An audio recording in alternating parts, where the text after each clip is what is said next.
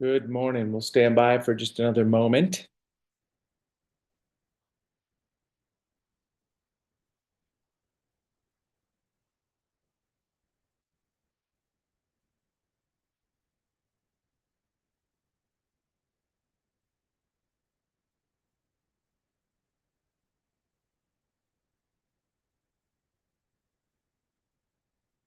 So it's about the top of the hour. So this is Friday, April 4th, Deschutes County Legislative Update Meeting, 8 a.m. Any thoughts or updates from the commissioners to get rolling? With that, how about Doug Riggs? Thanks for joining us. Big picture to get us started here. Transportation bill proposal dropped. So I saw that was the big news at the end of the day yesterday. Yeah, good morning, everyone. Commissioners, thanks. Glad to be here. Doug Riggs here on behalf of the county. The big news this week was the yesterday afternoon announcement of a framework for a transportation package. I would say this is a first step. It will go through some massaging and amendments and review over the next few weeks. As you recall, joint committees are not covered by the same deadlines as normal committees. So joint committees have until, I think, May 9th as their deadline or thereabouts to get the bills out. But this is a bill that's been in the works for a few months. It's a large bill, $1.9 billion of biennium, raised through a variety of fee increases and tax increases, and meant to fill the gap in operations and maintenance that have occurred because of inflation and construction costs, as well as to finish the major projects that were initiated in House Bill 2017 back in the year 2017, and doesn't go much beyond that. So it does not include aggressive long-term funding for local projects. There is an expectation that might be addressed, as well as it might be discussed in upcoming sessions, including 2026. I'd say it has a bit of a rocky future. There will be lots of folks opposed to increasing taxes. The House Republicans have already come out and announced that they oppose it because there are no accountability measures in it for ODOT. I understand that those measures are in the works and are on the way and should be announced in the next few days. Senate Republicans have basically struck a tone of, we're interested, we need to have this discussion, and this is a starting point. So we'll see how it goes. Expect that to be a focus of some of the hearings and work sessions in the next few weeks. A couple other big items. Senate Bill 75, which is our ADU technical fix bill, passed unanimously out of the Senate committee yesterday with the -3 amendment.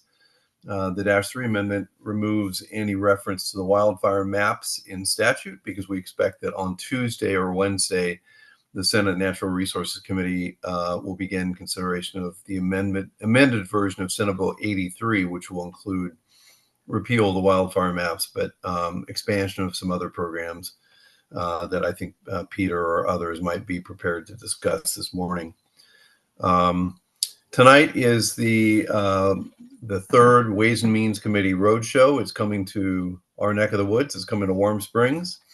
I think a few of you are planning on being there. I'll be there myself. Plan to spend the night at the renovated hotel there at Canida. So I'm excited about seeing that. Haven't been there in a long time. But expect a full crowd. I know a lot of city and county folks are planning on attending.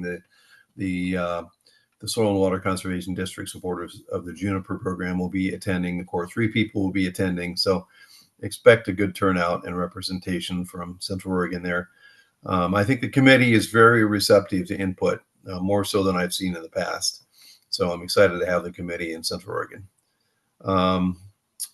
The next week, last thing I'll say is next week is the deadline for bills to get out of most committees. So Wednesday essentially is the last day for most bills to remain alive. And after that point, our bill tracker will slim down a bit, because bills that did not receive a work session will essentially be dead, unless they're in those kind of important committees like Rules, Revenue and Finance, Ways and Means, and or the joint committees. So there you go. So for that Ways and Means session tonight, we've got a one-pager talk about for Deschutes County kind of proper, Core 3 funding, child psychiatric facility, cash for a facility. Mosaic Health is our FQHC in Central Oregon that we're advocating that they're asking for $4 million. Priority support for community corrections funding, priority support for community criminal justice, restorative justice grants, and then also public health modernization. So just some of the big items that we put together on a one-pager. Are all other commissioners coming down there? Yeah. No, I just wanted to say, I'm glad I saw 42 offices on Tuesday regarding the 2.5 million needed for the Terrebonne sanitation project to get that finished. So anyway, yeah, I'm sorry that's not on the list because I feel like, you know, that's been Deschutes County since 2019. And glad I hit 42 offices, and no, I won't be there tonight. I'll go to Klamath Falls. That'll be more fun. Very good. Commissioner Chang, anything? Doug, can you describe for us like how long into the night these have been going in other places? Yeah, they have been sticking to the schedule more closely than they have in the past. So they have gone through as many people as can testify, and then they just have to tell people, sorry, but please submit your testimony for the record. So tonight's hearing starts at 5 o'clock. It's scheduled to go until 7. My guess is they'll go a little bit over, but I'd be surprised if they go much past 7:30 or 8. I think many of the committee members hope to get back over the pass this evening, although some are staying in the region, I know. So they've been going, you know, the Gresham one went about half an hour, 45 minutes over time. I didn't time the Astoria hearing. So they might go a little bit over time, but they are very strictly limiting people to 2 minutes. And they get annoyed if you get to that 2-minute beeper and you keep talking for 20 more seconds, because 10 people talking 20 seconds is one fewer person who can speak at the end of it. So I'm considering going, but I don't want to make a commitment right now. And if I do go, one of the really important things I want to discuss is the wildfire funding package. Yeah,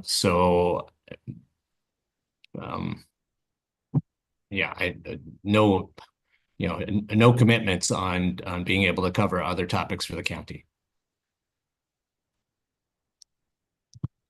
Very good. Thank you so much. So at this time, we've got basically, let me get back to it, run requests from health about, well, I guess got to figure out which window I got here. Public health requesting submit testimony possibly in support of 3321, page 17 on our priority list. So thanks, Tony. It's actually House Bill 2954. So sorry, there was a mistake in that one. Not a problem. Last minute email. Just reading what I got. Yep. No, thank you. So yeah, it's requesting to provide verbal testimony in support of House Bill 2954, which is priority 1 support. And that's our primary addiction prevention bill. And there is a hearing next Wednesday, April 9th at the Addiction and Community Safety Committee.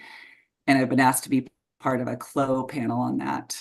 So just requesting to provide testimony there. I'll be there in Salem. And then also Tom submitted to Whitney a letter of support from the BOCC and requesting signature. So yeah, appropriates money from general fund to Oregon Health Authority for local health departments and federally recognized Indian tribes to provide addiction prevention services. We've already taken a position of support 1. So yeah, today's kind of just the fact that action's happening there. Is there any other statements from the commissioners? Sounds like a letter will be routed. Well, and this is yeah, general fund. So this is kind of ways and means for tonight also is a process. Yep. So yeah, no other discussion. Please proceed. Thank you. Okay. And we already talked about ways and means roadshow for this evening. as I say, I will be there. Looking forward to it. We'll partner with the Core 3 folks, but as I say, I will speak as a commissioner with a few of these items that are on our talking points page. I'll make sure it's a nice tight 1 minute and 55 seconds, and I'll smile big at the end. That's the plan. Any other content for today? So as I say, I think that was kind of it. Yeah. So Whitney, please. Thanks, Commissioner. Jen did leave. I'm covering for Jen today, so she left a report. It looks like Commissioner Adair also has a hand raised. I'll defer to Commissioner Adair and then I can jump into the report. Yep, great. Thank you, Whitney. I actually had a conversation with Representative Breeze Iverson. She has a rural housing bill. It's Housing Bill 3928. Have we looked at that at all? It actually has a hearing on Wednesday, and she brought it up in regards to that 57-acre project that I've been working on for the last couple of years. She actually wrote the bill with that in mind. So really happy to hear that. And I don't know if we can possibly bring that up later, but I will be testifying on Wednesday. I haven't looked and seen what time it is, but I'll ask Brenda to help me there. So 3928. Yes. We could, yeah, add it for review or maybe. Yeah, I think we've asked staff to take a look at it. I wasn't sure if that had been done yet, but it certainly is on the tracking list. And I was also in a meeting on, what day is today? It is Friday, so Wednesday afternoon. The delegation has formed a new Central Oregon caucus, and it'll be only legislators meeting once every couple of weeks in Salem, and then reaching out to partners, including the counties and the cities and the business community. And that was one of the bills that that Vicki brought up. So it's something they're going to take a look at as well. Look forward to the hearing, and any analysis from the county staff would be great too. And Patty, any insights that you have would be helpful. Yes, I was, I'd worked on that for a couple of years, so I was actually really pleasantly surprised. Thank you, Representative Breeze Iverson. Okay, thank you. Okay, Commissioner, I'll go ahead and jump back into the bill report. We have 4 new bills today that staff is prepared to present on. And the first one is on page 1 of your report, House Bill 3644. Eric, I have you teed up as staff to provide some feedback on this one. And it looks like you've suggested potentially a priority to watch as a tentative position for the board to consider. Any comments you'd like to make about this one? Let me get there. You may want to move on, and then I'll come, if you can come back to me, please. Okie dokie. I'm going to move to page 7 of the report. Is Peter on? Yep, I see Peter on today's call. So this is page 7, Senate Bill 1154. I see Peter coming on screen, and it looks like Peter is suggesting a priority to support. Peter, any comments you'd like to share with the board on this one? I'm sorry, Whitney, that you were calling out which one? 1154? 1154. Yeah, Looks so like it's a new one for this week. Right, that's a priority 1, and staff took a neutral position.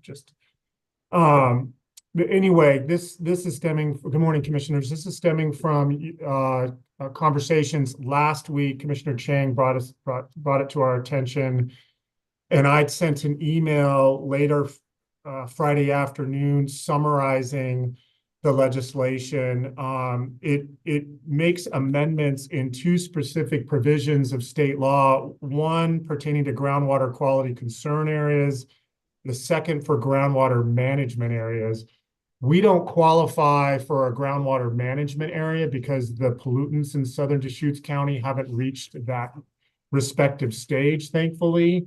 So interestingly enough, if one reaches those thresholds under a groundwater management area, there's essentially written into the bill is essentially a Goal 11 exception. One doesn't have to meet those provisions of a Goal 11 exception if the health hazard or pollutants exceed, I want to say, 70% of the levels established under state law. So to turn your attention quickly to groundwater quality concern areas, you want to think about this is it essentially directs DEQ to declare a groundwater concern area when there are, DEQ can substantiate based on different lab results of contaminants stemming from a non-point source pollution. So this, in my opinion, if this legislation went through, DEQ would have to declare Southern Deschutes County a groundwater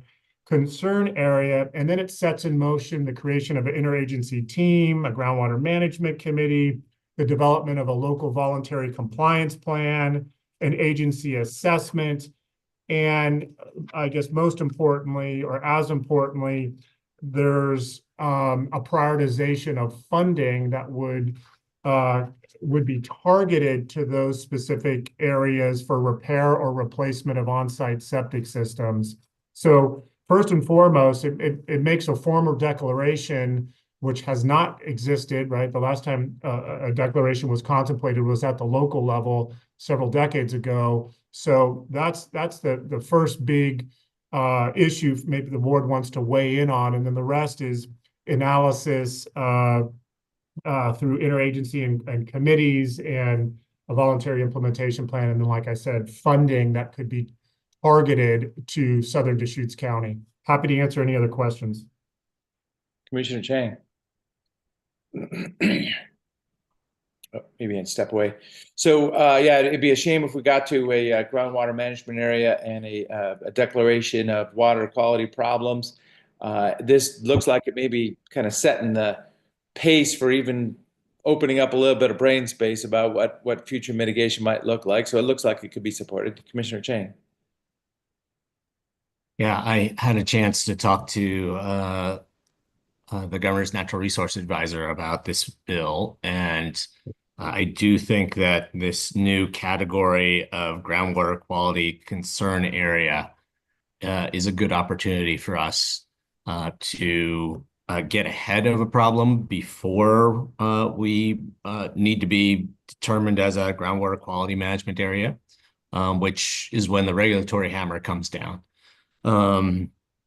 The things it comes with, the assessment, the plan, a committee, a lead agency, funding, are going to be helpful to us in addressing the concerns in South County again before we meet that regulatory threshold, and maybe just maybe can help us not ever get to that regulatory threshold.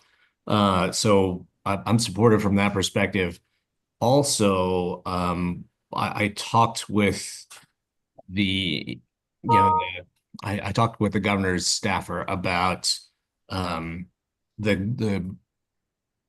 goal, essentially the Goal 11 exception that's built into a groundwater quality management area designation, and they said that they could see what they could do to facilitate or ease groundwater, ease a Goal 11 exception area opportunity for this new category, the groundwater quality concern area.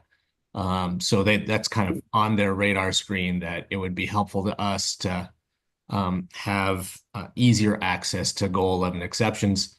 And what I would suggest is that we actually write a letter to that effect, basically supporting the new category, supporting the things it'll do, and saying that something that would be really helpful for us would be able to have a little bit more streamlined process to get to a Goal 11 exception in some geographically focused areas close into existing wastewater treatment plants. So yeah, I support this also. The letter would be great. Sounds like this is right up our alley. Obviously we've got a long history, a lot of analysis, a known loading situation here in Southern Deschutes County. So a lot of common ground there. Commissioner Adair. So priority one and write a letter. Is there support for that? Yes, but I'm still wondering, Peter, if you could repeat again why you were neutral on this? I was neutral only because of the sensitivity of the declaration of the groundwater quality concern area. I didn't want to get ahead of the board. This will be the, Yeah. this will, if this bill was passed and adopted, DEQ will essentially identify Southern Deschutes County geographically as meeting the terms of that classification. So residents will now be be informed that the state has made that declaration, and I certainly think the science supports that. I just wanted to make sure that the county commissioners understood the magnitude of such a, I'll call it a label, and knowing that this is has public policy and political implications, didn't want to get ahead of the three commissioners before you had a chance to talk about it. So again, we tried a local rule back in 2007, 2008 that was widely rejected. Not that the science or the process was at fault, but categorizing property has significance, and so that was the reason why I took a neutral position. Doug.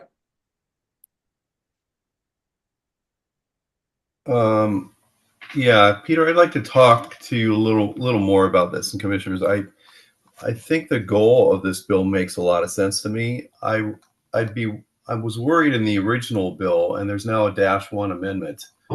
If you look at section 6 of the bill on page 8, it's an 83-page bill. That's the problem. The amendment's 83 pages. It strikes me that the regulatory proposals in this are a little bit heavy-handed. It gives both DEQ and the Oregon Health Authority quite a bit of regulatory review. So I think that's something we need to take a look at. What can they tell the county or county residents?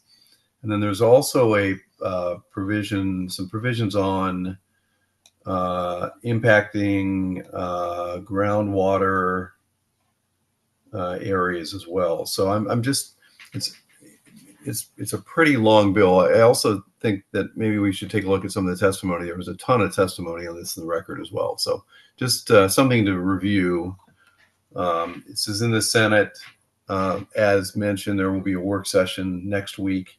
The Senate Natural Resources Committee. This would go over to the House Committee as well. So probably something that might take a deep dive. Well, and I support that. Understanding the scope of what you're laying out there is important.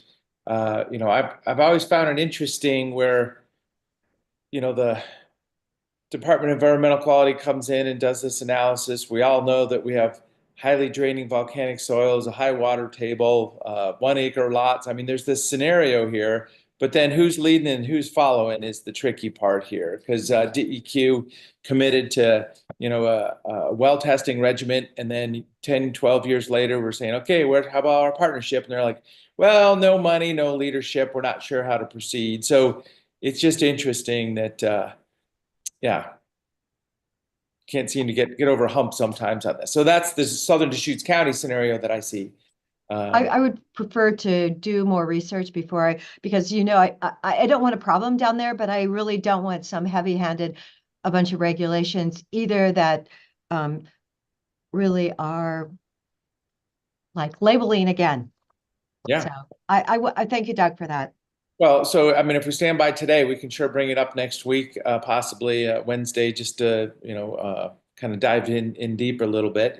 I think our agenda was just published for next Wednesday's meeting, but this is kind of legislative update to understand more. Well, I just want to say that the reason the bill is so long is because it's an overhaul of the state's groundwater statute, existing statute for around groundwater quality. So there's just a lot of strike through and tweak. My understanding, I can't say that I've a fine-tooth comb read through all of that essentially rewrite of existing statute, but my understanding is that it's the groundwater quality management area that has the really heavy-handed regulation, which is actually true anyway right now. I mean, if when an area hits that threshold, the state has, you know, all the hammers in the world supposedly to use. And this bill is actually trying to make them more effective, because we can see from places like the Umatilla Basin that the state has all the authority in the world to do something, but A, it's too late, and B, they're flailing. So the groundwater quality concern area, the requirements it comes with are things like an assessment, a plan, a committee, a lead agency.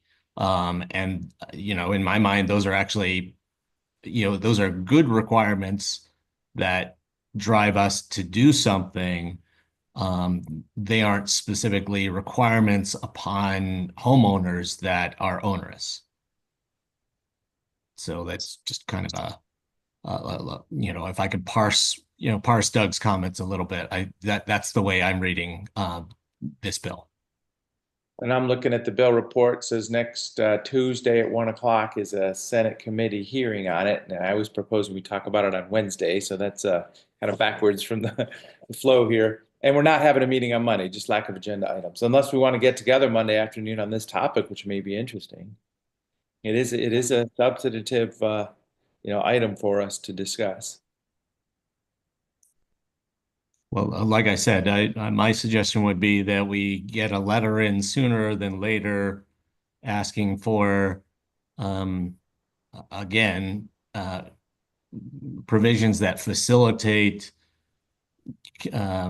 unincorporated communities, or, you know, not even like our officially zoned unincorporated communities, but, you know, unincorporated areas that are close to wastewater treatment plants, having a sort of expedited pathway to a goal 11 exception, and being able to connect in. And you know, if we don't want to, if the board as a body doesn't want to take any action, I'll probably join to testify on Tuesday to say that. Okay, Commissioner Dare, any thoughts? I want to read more on it. I Okay. definitely don't like labeling. I'll yeah. summarize the bill, commissioners, and get that to you later today, and then look for any direction. Yep. When that is discussed, sounds like at the earliest on Wednesday. Okay, thank you. Thank you, Peter. Yeah, so let's leave it there, and we'll do some homework on it. I really like that. Thanks, Commissioner. The next new bill on the report is on page 9 under Community Justice. This is Senate Bill 1159. DV was not able to make today's call, but I have some background information I'm happy to share with the board on this one. DV is suggesting a priority 2 oppose, and this bill would transfer the Office of Children's Advocate from DHS to the Office of the Long-Term Care Ombudsman. I'm going to share some testimony in the chat that was submitted by the Oregon Juvenile Department Directors Association opposing this bill. And there's, I think, some high-level concern expressed within that testimony. It also looks like Doug has some input here. So Doug, I'll turn it over to you. Yeah, just to give you a little background, this bill is coming out of Senator Sarah Gelser's Senate Human Services Committee, and this bill basically creates yet another regulatory structure.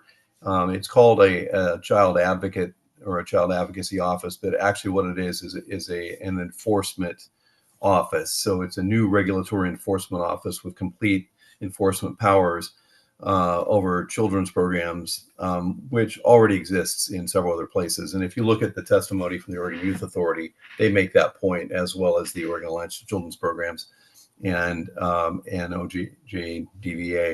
So I view this bill as unnecessary. I haven't talked to our local providers like JBAR-J about this, but I believe that they would probably be concerned. There's already, you know, the level of regulation for our children's providers is so high that many of them have already shut down, and that's what's leading into the concern that we have in the other area, which is too many kids are at the ER. So if you want fewer nonprofits to be able to stay open because there's so much red tape and regulation they can't stay open, that's great. This bill, I think, would accomplish that in my mind. What we need is more streamlined regulations that actually improve child safety, not more top-down, heavy-handed, repetitive regulatory oversight of small nonprofits. Yeah. So the proposal is a position of opposition, priority 2.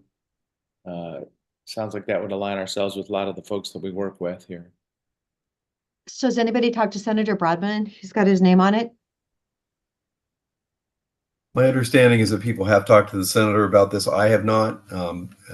So, it's one of those sounds great type of bills if you read the title, but when you get into the details, it's concerning to a lot of folks.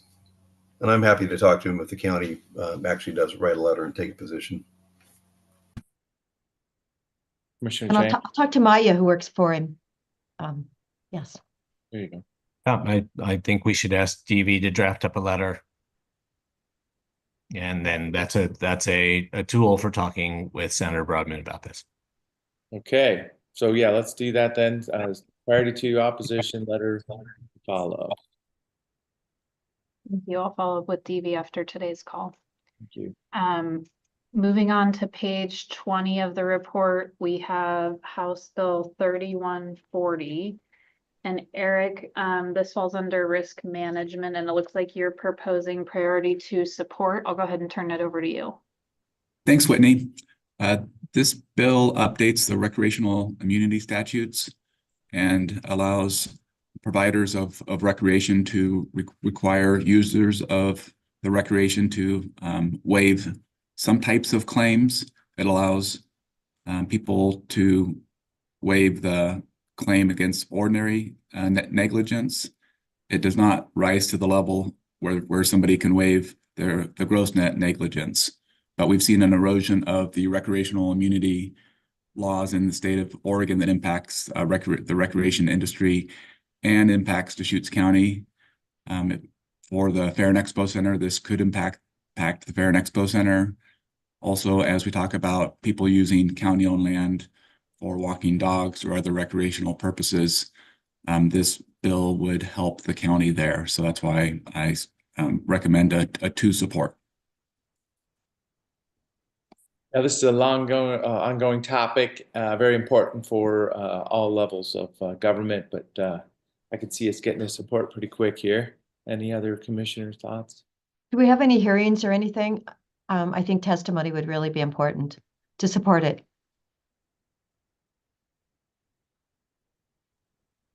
I'm not sure when the hearing is, but we can follow up on that. Okay, thank you. So that is a follow-up. Great. Commissioner Chang, support? Support. Okay. Thank you very much for bringing that up. As I say, we've heard about this for a couple of years now. Very important. It looks like there's a broad group of bill sponsors also. Okay. And then the final bill for today, coming back to page 1, House Bill 3644 with a suggested priority and position of 2 watch. Back over to Eric. Thanks, Whitney. This would create a statewide shelter program. It would provide $217 million over the biennium to the Oregon Housing and Community Services Department. The department would be required to create regions for the regional homeless shelters. The department would be required to work with local planning partners, and the money would go to fund the maintenance or expansion of existing shelters and shelter services. So I suggested a watch at this point because it's good that the state would be identifying the money would come from the state general fund. So it's dedicated funding to help local providers operate shelters. So that's certainly a positive. But of course, how it gets implemented is probably the key. And I haven't had a chance to check in with the city of Bend or other locals shelter providers on it, but certainly an important bill to watch. Yeah, so we're partners in all this, but shelters are in the city usually, so it's kind of a little bit peripheral from the money flow that we have, but obviously we're involved in the discussion in many different ways. So, Commissioner Chang. Eric, you mentioned maintenance. I thought that this was an operations bill as well, so not just keeping up keeping up facilities, but also, basic staffing so that we can run shelters. Yeah, the wording of the bill is fund the maintenance or expansion and services. So to me, that means not capital for new shelters, but existing shelters. I'm not sure the details of whether or not that is to help shelters with facility maintenance or some of the operational costs, but the term services is there, so it's probably pretty broad. Yeah. I believe that this is one of the bills that was supported by the Regional Housing Council, but I don't have that information at my fingertips. I do want to say that we have invested substantial, millions of dollars of American Rescue Plan funding into the shelter capacity of this region. That has produced, pretty impressive results, hundreds and hundreds of new shelter beds in, particularly Bend and Redmond, which are the only places, indicated by the point in time count last year where we're getting a handle on homelessness and stopping the growth in the numbers and actually leveling off and bringing the numbers down a little bit. So, just want to draw a line between, investments we've made in facilities and capacity to, positive results to the ongoing need to keep those the shelter capacity that we've created in the last few years going. And I think that this bill is a very good opportunity to do that.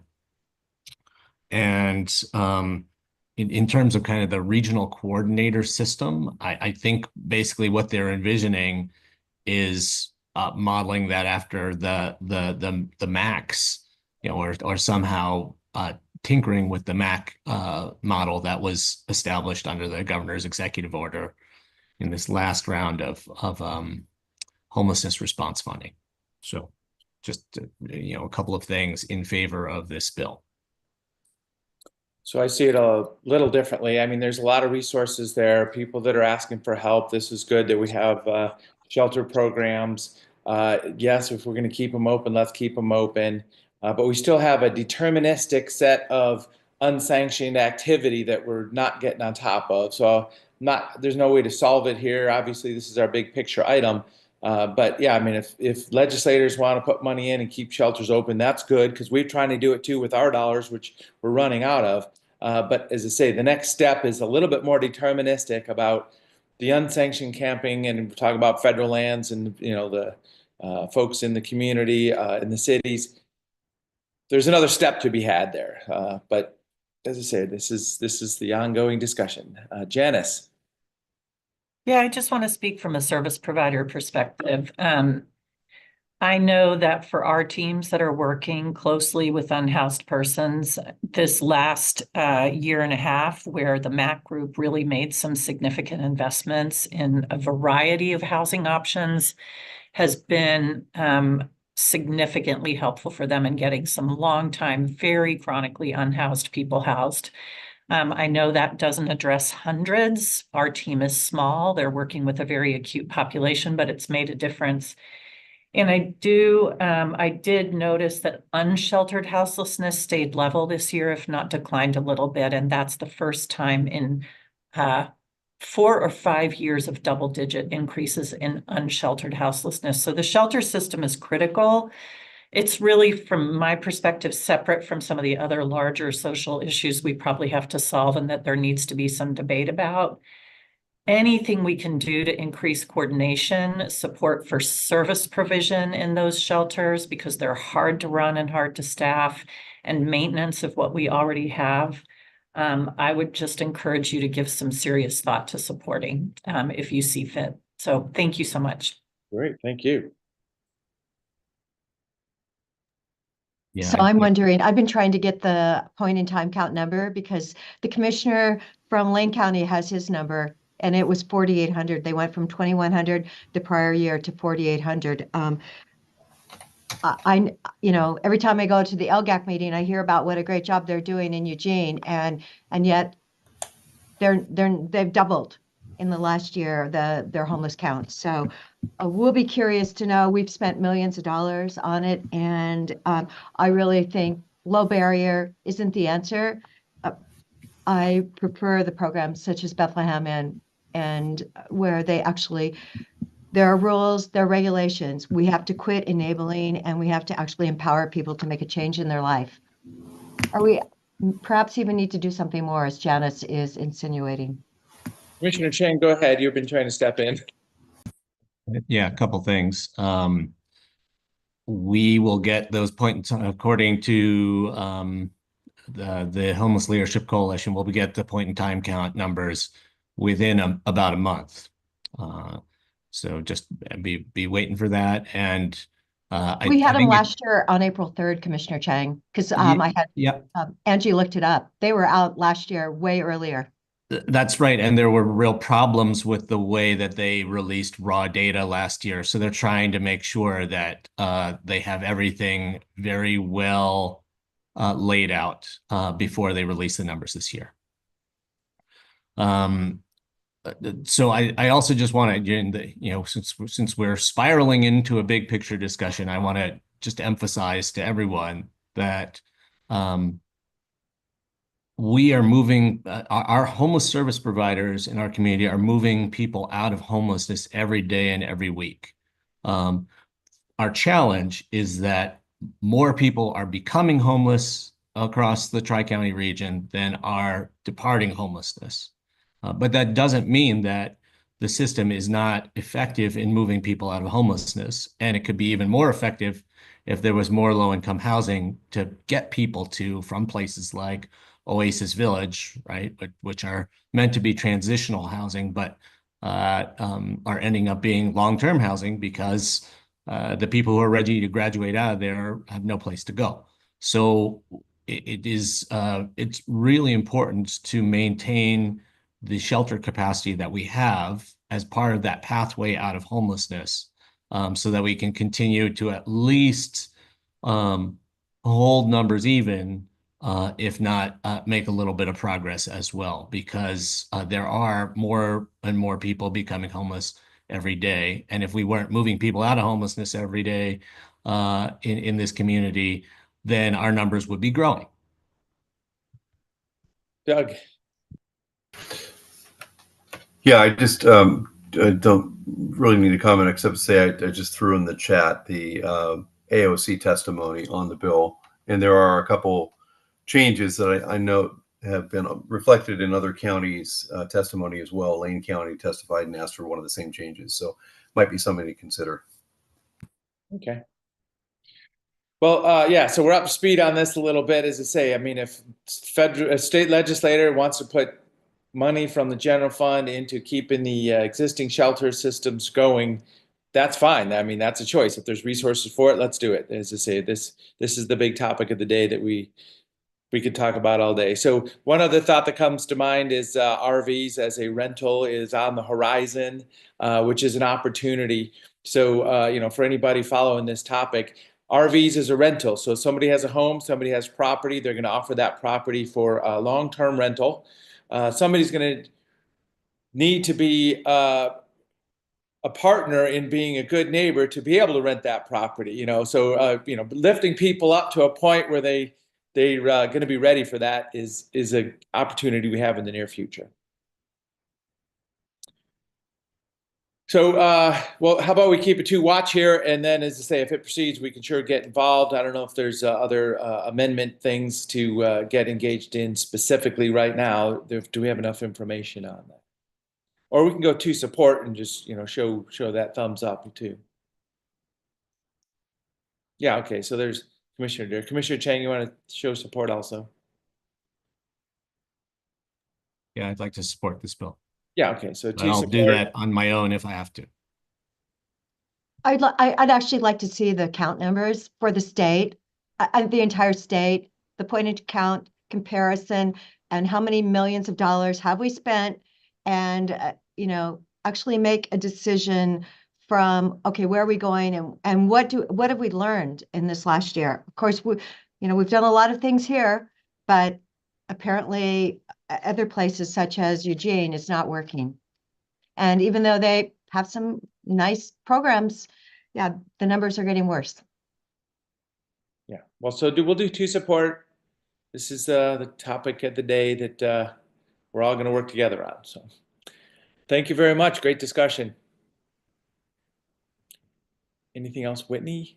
Commissioner, that's the end of the new bills on this week's report. I did send to the board by email the draft letter of support for House Bill 2954 from Health Services, but that's it from this perspective. So I'll turn it back over to you. Okay, thank you very much. So Ways and Means at in Warm Springs this evening, 5 o'clock. I'm already signed up to testify for testimony. And Sun River Lapine Economic Development annual lunch in Sun River today. I think that's about noon, so I'll be at that one also. Anything else? Chris Doty put in the chat that he'd like to give some perspective on the transportation package. Yeah, I clicked on chat and it didn't come up. There we go. Okay. Yes, please. No, you're, Hey. yeah. All What's right, the first thank you. thought? Yeah, so just, kind of digesting the bullets.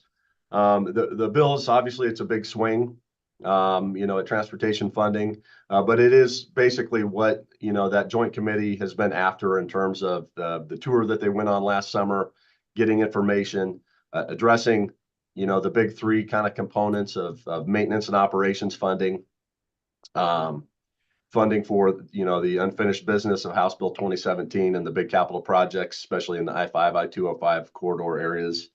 And then, addressing, adjustments to transit and alternative modes and things like that. It's aggressive, but it kind of has to be when the legislature only addresses transportation funding once every 8 to 10 years, instead of taking small bites. 8 to 10 small bites add up to a very big bite. So I'd like to encourage everyone to kind of keep an open mind as to some of the new funding mechanisms, especially as it relates to how transportation is funded in other states. There is, a sales tax component as a part of this bill of 1% applied to vehicle purchases. And, it's controversy and as bitter as that can be sounding in the state of Oregon, the reality is our neighbors all around us, have upwards of 5 to 8% sales taxes on new vehicle purchases as well. And so, if we want to get in the game and actually address this, it is going to take, those big, unique new funding mechanisms along the lines of that. The bill does not have any earmark projects. That's why we're in this problem. We've always, relied on big, sexy earmark projects to win votes.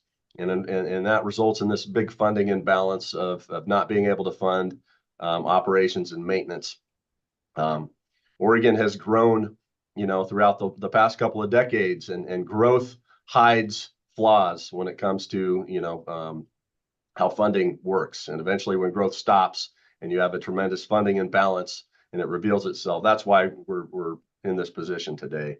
I would encourage, as we talk to our delegation and other county commissioners throughout the state, again, to keep that open mind. Look for opportunities to, instead of reacting to what things cost, let's look for ways to, let's look towards those accountability points that are going to be coming into this bill. And they will come. And I've had my hand raised on the project labor agreement issue. This is an opportunity to nip that in the bud. That simply, cannot be a part of the framework moving forward that the governor has in that executive order. It has to be adjusted. And so there's a compromise opportunity there, or an elimination of that. There are other items and things like that should be considered as a part of this bill, rather than adding earmark projects. back into this thing, which, you know, we've gotten in that habit of that's the only way we're going to do transportation funding is to bring pork, you know, back to you know, the outlying areas. But keep in mind that, you know, maintenance and adequately funding maintenance, that is adding projects in every single community.